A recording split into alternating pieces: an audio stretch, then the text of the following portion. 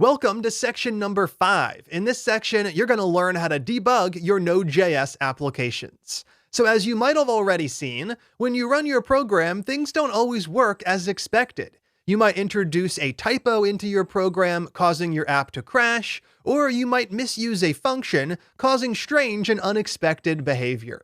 The goal in this section is to give you the tools needed to actually fix these problems. So you're going to learn how to debug and inspect your app as it's running, so you can figure out exactly where your program is going wrong and why. That's going to give you the information needed to fix the mistake in the code and get back on track. Now, in the beginning, all of this is going to be a little frustrating, as it's going to take a lot of time to debug your issues. It might take 10 or 15 minutes to figure out what's going wrong and to solve it.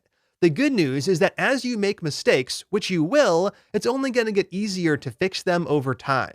By the end of the class, what might have taken you 10 minutes to debug will only take 10 or 20 seconds to fix. You'll notice you start to see a lot of the same issues and patterns over time.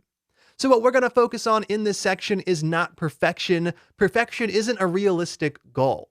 Anyone who's writing software is making mistakes. The real goal is to be able to recover from them quickly and get back on track so we can continue to be productive. All right, let's jump right in and learn how to debug our Node apps.